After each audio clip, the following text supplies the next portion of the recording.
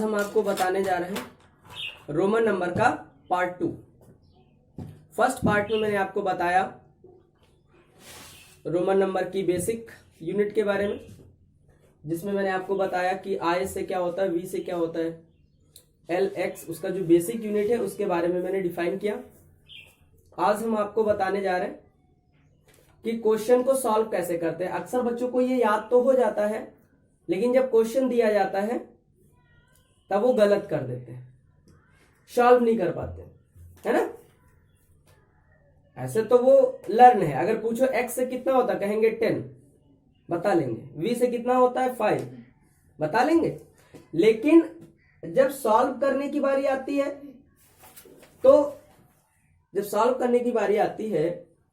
तो सॉल्व नहीं कर पाते, गलत हो जाते। छोटे छोटे तो कर लेते हैं, लेकिन जब बड़े सॉल्व करने की बारी आती है तो नहीं सॉल्व कर पाते। तो आज हम सेकेंड पार्ट में देखेंगे कि क्वेश्चन को सॉल्व कैसे करते हैं। ठीक है, क्वेश्चन को कैसे सॉल्व किया जाता है। तो आइए देखते हैं फर्स्ट क्वेश्चन, जिसमें x और c लिखा हुआ है। लिखा है x और c। तो c का मतलब होता है 100 और x का मतलब होता है 10। कितना होता है? 10 होता है। 10 होता है। x का मतलब आपका 10 और c का मतलब 100 होता है। जब कभी बड़ी, मतलब ये जो है c हमारा बड़ा है ना और x छोटा है, तो जब भी छोटा यानी कि छोटा जो बेसिक यूनिट है वो अगर पीछे आता है, मतलब अगर छोटा आ जाए लेफ्ट साइड में, तो उसका मतलब होता है माइनस। और x का मतलब 10 होता है, तो 100 में से 10 माइनस कर दें। अगर क्या कहा, 100 में से 10 माइनस कर दें तो आता है आपका 90। ये आंसर हो गया। समझ में आ जाएगा आपको कि बड़ा वाले का लिखेंगे 100 और जो x है ये 10 होता है। लेकिन आपको ध्यान रखना माइनस की प्लस पे इसलिए ध्यान रखना क्योंकि देखिए ये 100 है, ये 10 है।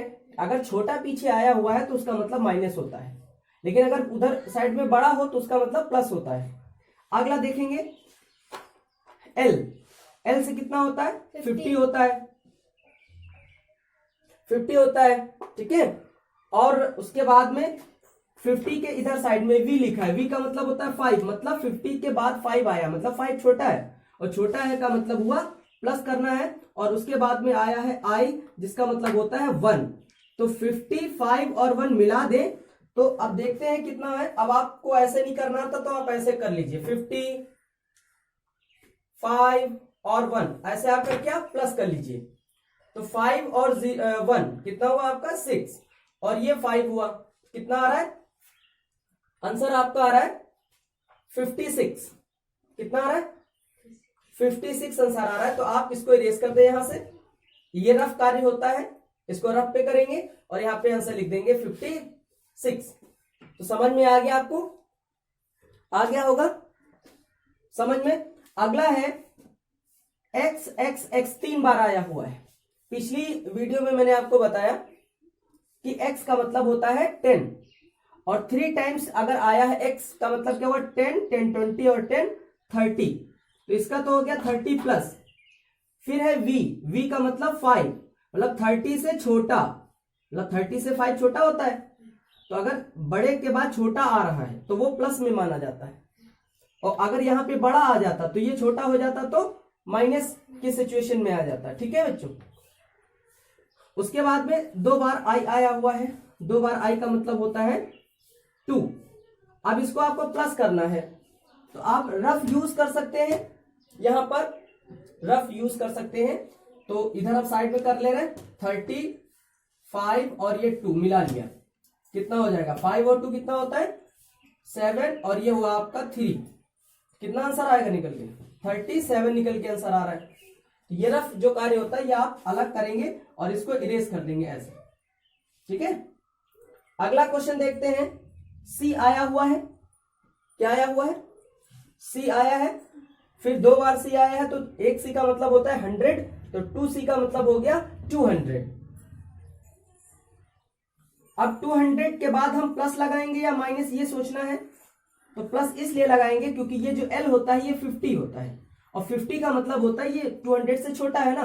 तो जब इस साइड में छोटा है तो समझ लेना प्लस करना है, अगर बड़ा आ जाए तो माइनस करना होता है। ठीक है, अब हम इसको प्लस करेंगे, 200 और 50 मिला दें तो ऐसे इजी है, तो 250 आंसर हो गया आपका।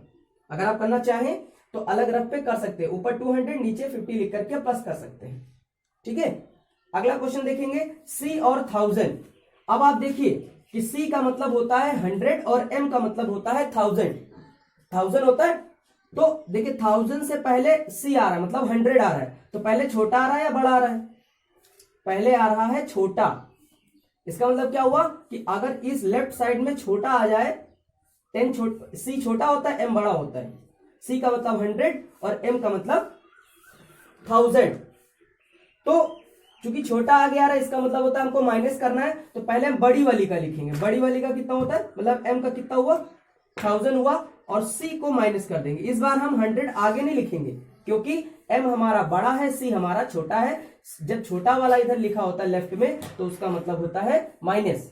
ठीक है बच्चों, अब हमको आंसर लाना है, तो 1000 में से 100 का आंसर लाना है, तो हम क्या करेंगे, यहां पर 1000 लिखेंगे, फिर उसमें से 100 माइनस कर लेंगे, 0 से 0, और इस 0 से भी 0 ही आएगा, और 10 में से 1 जाएगा तो कितना आएगा, 9। कितना आंसर आ रहा है निकल के, 900 निकल के आंसर आ रहा है। इसको इरेज कर दीजिए और आप यहां पर आंसर लिख लीजिए, और ये काम आप रफ पे अलग कर सकते हैं। लास्ट वाला देखेंगे जो बहुत ही, अब देखिए ये 1000 है, ये 100 है, और ये 1 है, और ये 100 है। तो आगे आया 1000, तो ये भैया ये 1000 हो गया आपका। उसके बाद में आया C का मतलब होता है 100। क्या होता है, तो 100 1000 से छोटा होता है, इसलिए तो ये प्लस हो गया। उसके बाद में लास्ट में आप देखिए कि ये होता है 1 और ये होता है 100। तो 100 से पहले 1 आया है, मतलब ये छोटा है, तो आप इसको अलग कर लीजिए। अलग करने का मतलब ये है कि आप यहां पर पहले 100 लिखिए, और उसमें से ये 1, I का मतलब होता है 1, और 1 माइनस कर लीजिए आप। तो क्या होगा, 10 में से यहाँ पे कैरी लेंगे, 10 हो जाएगा, और यहाँ पे 9 हो जाएगा। तो 10 में से 1 जाएगा 9, और ये 9 आ गया, तो कितना आ गया, 99। तो अब यहाँ पे आप लिखेंगे 99, और 99 लिखने के बाद आप इसको सेम उसी तरह से प्लस कर देंगे।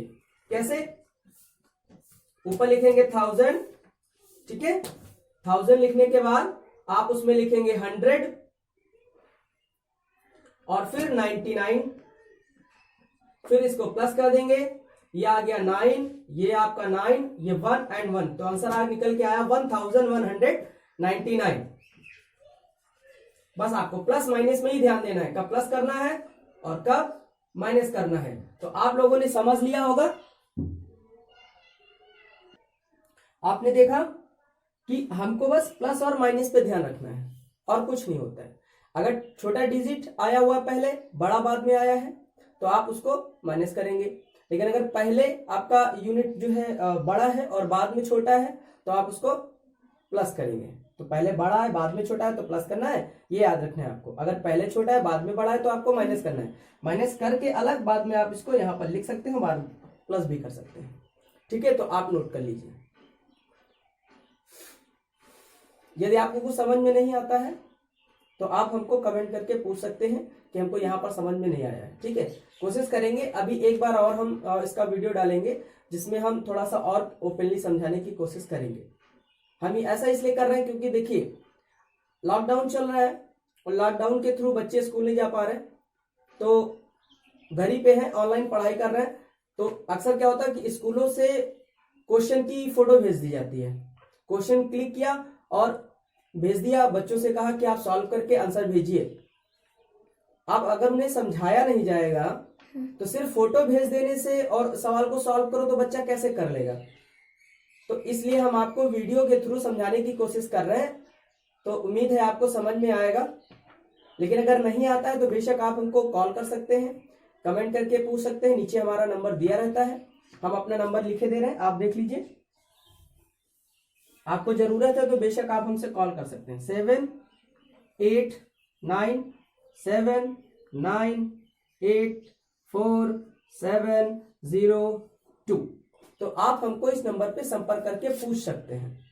Thank you for watching the video, like and subscribe for more videos. Thank you, धन्यवाद।